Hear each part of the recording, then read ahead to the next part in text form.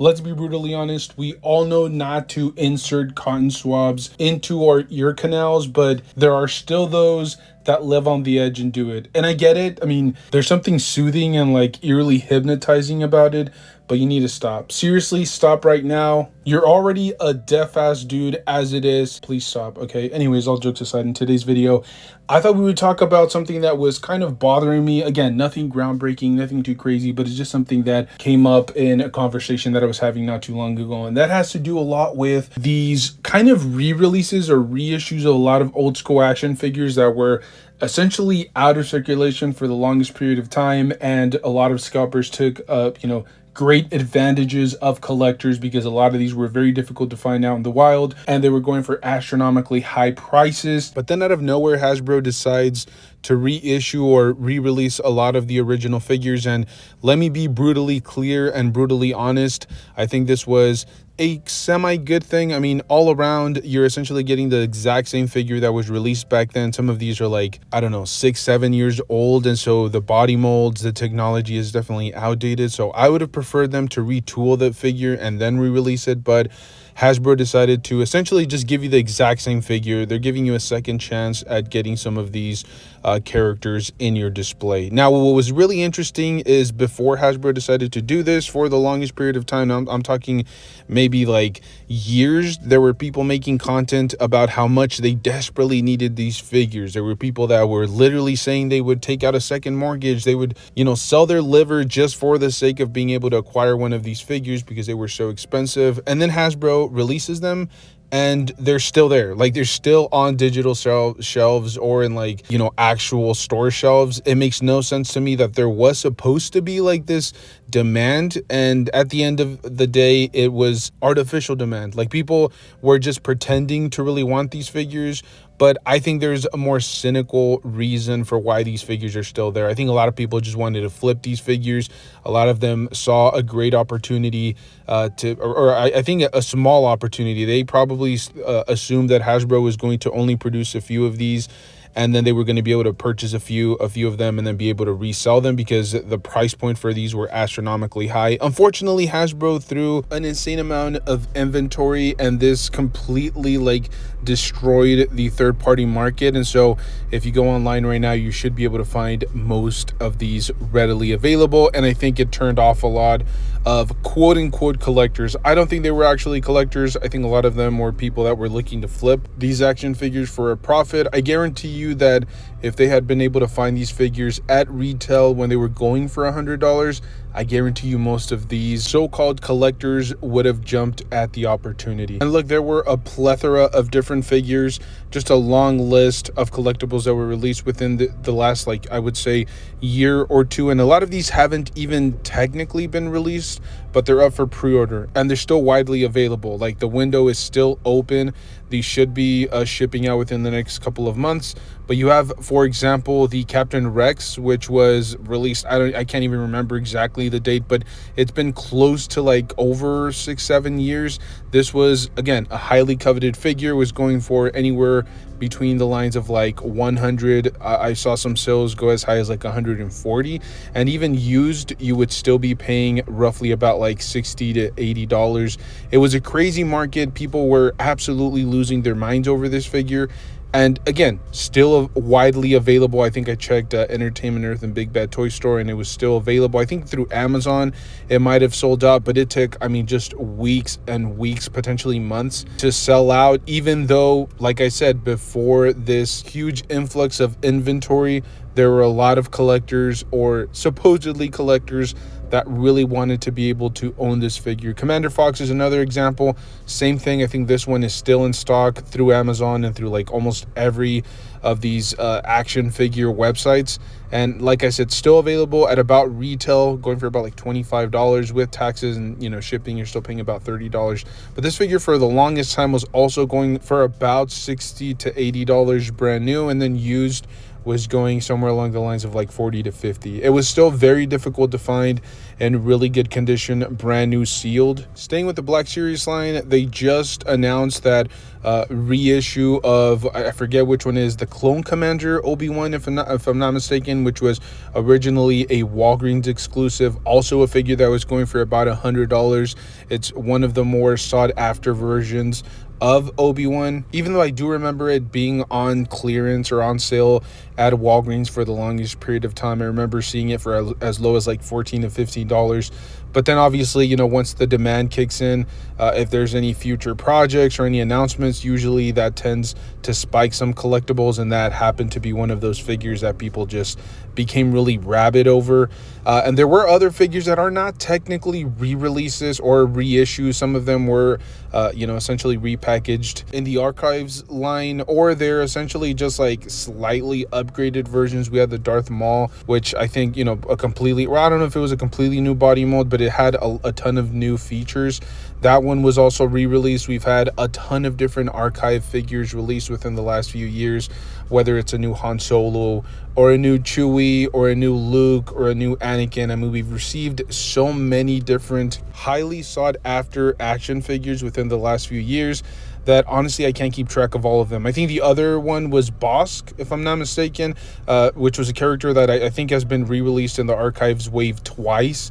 The first time, even through the archives, because of different projects and different rumors, I believe that figure went up to well over $100, and then eventually has completely plummeted since it got restocked. I think I've seen so many just kind of hanging out on pegs at like GameStop. I have not checked any of the online websites, but that figure could potentially still be in stock, or at least going for close to retail. The Hunter from the Bad Batch animated series was also a figure that was sold out across like different websites and different platforms, and I believe that one was also going for around like $80 to $100. Got restocked, and then essentially nobody wanted him. And you may think this is only an issue or a problem through the Black Series line, right? Because usually people tend to believe that the Black Series line, or just Star Wars lines in general, have a smaller fan base or a smaller following over the last few years. There was, some rabid collectors back in the day, maybe like, I don't know, 10, 15, 20 years ago. But ever since then, the demand for Star Wars action figures has slowly been dying out. But we also have, for example, the Marvel Legends line, which just recently had some really big restocks or re-releases. For example, you did have the Kingpin. Same thing. It's the exact same figure in the retro packaging, which, in case you guys are wondering, is essentially just a reissue or a repaint of the Build-A-Figure, which came out a couple of years before the retro carded line, which I'm not going to get into, but I've already said I don't think that Build-A-Figure should exist. Everything should be a deluxe release for the bigger figures, but like I said, I'm not going to get into it. Essentially, that figure got re-released, also had a decent amount of demand, which was really interesting because a lot of people already had the Build-A-Figure. They weren't interested in the repaint or the repackaged version, which went for a little bit over like $30, I think, back in the day. The re-release did have that price hike, which went up to, I think, like $39.99, but it was still cheaper than going through like eBay or Amazon a few months ago, because I think it was going for $80 to $100 as well. I will say I didn't love this restock. For the rest of the figures, usually they would mark them up a little bit, like the Black Series line, which back then was going for $20. They're essentially releasing the exact same figure in the exact same packaging for $5 more. But the fact that they decided to re-release the Kingpin, who originally was, releasing at $30 when it first got announced, when they decided to re-release that particular figure, they hiked it up all the way up to $40. So I can understand why certain people felt like they were slighted, and maybe that particular figure did not sell as well. But you have another example, the Green Goblin, a retro carded Green Goblin from the animated series, also got reissued. I'm not 100% sure what spiked this figure. If I remember correctly, it could have been the No Way Home trailer. I think that was the project that kind of made a lot of these older figures spike. I remember even seeing like that old school Lizard and even old school Electro figures just, popping up in price. I'm not sure why, but it just is the way that it is. The collectible community is always very tied very closely to film projects or even comic book storylines. But this was a Green Goblin that, you know, originally got released, I think at like that $22.99 price point, and then eventually I saw them on sale for as low as like $15, and then, you know, as soon as the live project got announced, it popped up all the way. I think I saw this for as high as like about 120 as well. And look, all of this is to essentially say we have to be very careful with how we handle these type of situations going forward as an action figure community. I guess you don't have to do anything, but it's worth paying attention to, because a lot of the times as collectors, we're clamoring to Hasbro or McFarlane. We're saying, hey, why don't you reissue this figure that's really difficult to find? You know, it's going for over $100. It's going for 3-4 times its original retail price online through eBay and Amazon. Why aren't they releasing this if, according to the community, there's a bunch of influx of collectors, new collectors that probably were not collecting action figures back then, or just people that completely missed out or whiffed on those characters because maybe they sold out within a few minutes. I completely get that the community has this point of view, but at the same time, if we're clamoring for this and then they're made available and they don't sell really well, I think this is a bad message to Hasbro and McFarlane. This is essentially saying to them, don't reissue anything. I mean, let them figure out for themselves how it is that they get these figures. I initially thought that this was a very good thing from Hasbro. I commended them for it because I thought it was kind of like a backhand to all of the action figure flippers out there, people that are always making make a small little profit off of the collector's bag.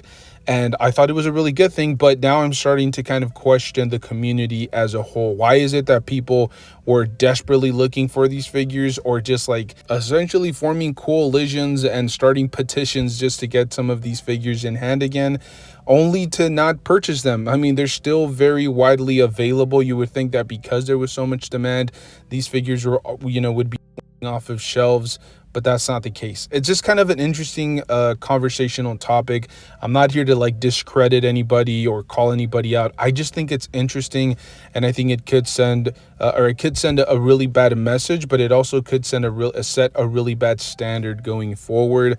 A lot of these OMs are going to think twice about reissuing figures if they're just not going to sell. If they're going to reissue the figure and then they're going to go back to the original problems, right? A lot of these figures sat on store shelves or, were peg warmers for an extended period of time, including that retro carded Green Goblin, for example. People didn't like that figure. They didn't like the weird eyes. They didn't love a lot of the sculpt and things of that nature. And so it ended up going on sale. So again, if they continue to see this, I doubt they're going to have the motivation to invest in reissuing some of these figures, especially for the Black Series line. As I already said, we know that it has a much smaller fan base compared to like 20 years ago. And I think you have to be a lot more selective with what it is that you reissue for the community. Although I will say I prefer the Archives line, just because at least there you get some minor upgrades. Like you may get a new head sculpt or some minor little tweaks to the articulation or to the body molds, or even some new accessories. So small little details like that are always welcome.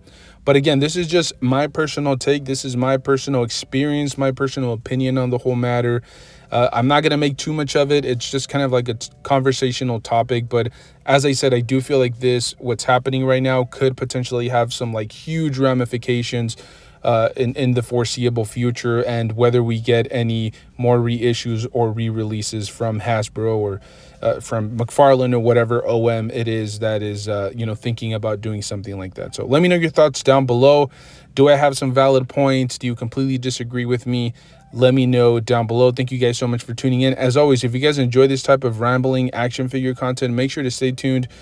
We are ramping up the amount of videos that we try to churn out on a weekly basis. I know I haven't really done too many reviews, and I probably won't be doing too many, but I did want to do some unboxings for you guys on some really good deals that I ran into. I do want to continue that little video series where I talk about like the finds of the week, where I essentially just showcase some of the best figures that I found out in the wild for the best prices. So maybe I'll continue that. Maybe I'll go back to the top custom action figure videos. Let me know down below what type of content you guys would like to see going forward. As always, thank you guys for tuning in. Make sure to stay safe out there. And as always, don't forget the most important part of all of this is to enjoy the hobby. Photograph them, pose them, just enjoy them. I'll see you guys in the next one. Thank you.